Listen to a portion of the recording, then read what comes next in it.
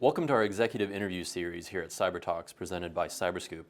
I'm Elias Grohl with Scoop News Group, and I'm here with Charles Carmakal, the CTO of Mandiant Consulting at Google Cloud. Charles, thanks for joining us. Thanks for having me. So I'd like to start by asking you, public sector organizations around the world are thinking about how to integrate AI applications into their work, and you've thought a great deal about how to use AI technologies in defensive applications. Can you talk us through what you see as the potential benefits of using AI in defensive scenarios? Yeah, let me just start by saying that a lot of times when people think about AI, they're focused on the threats associated with AI.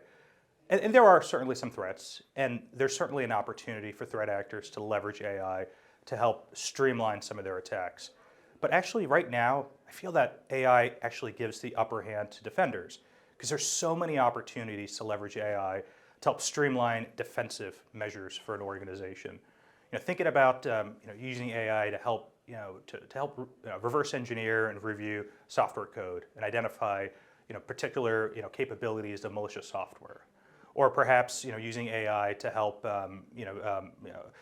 read through scripts and understand in a very easy and human understandable way how this script is actually operating. And the fact of the matter is, look, we've been using AI and machine learning for a very long time in cybersecurity. But I think a lot of times right now people are thinking about AI in a different way just because of the generative AI that's become pretty prominent with Google Bard and with ChatGPT. And when you think about cybersecurity attacks on public sector organizations, what are the most serious types of attacks that you're seeing compared to a year ago? And what types of threats are you seeing that organizations need to get out in front of? Yeah, there's really three main categories of threats that I would say really impact public sector organizations right now. The first thing is around what we call multifaceted extortion. So we're all familiar with ransomware, how threat actors are encrypting data and disrupting business operations, or stealing data from organizations and threatening to publish them online. But the real shift in multifaceted extortion now is where threat actors come up with additional and creative ways to coerce victims into paying 6 or 7 or 8-figure extortion demands. And one of those ways is by applying physical pressure or physical intimidation on executives of organizations or even their family members. And so that's a shift in terms of the extortion that is pretty concerning for a lot of organizations. The second thing I'd say is that we're seeing a lot of nation states identifying zero-day vulnerabilities in edge products or systems that don't typically support EDR solutions. And one of the issues is that adversaries recognize that most organizations, their security operations largely depend on EDR detections.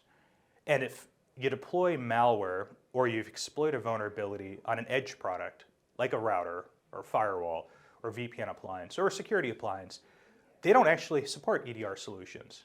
Most of these appliances are closed box.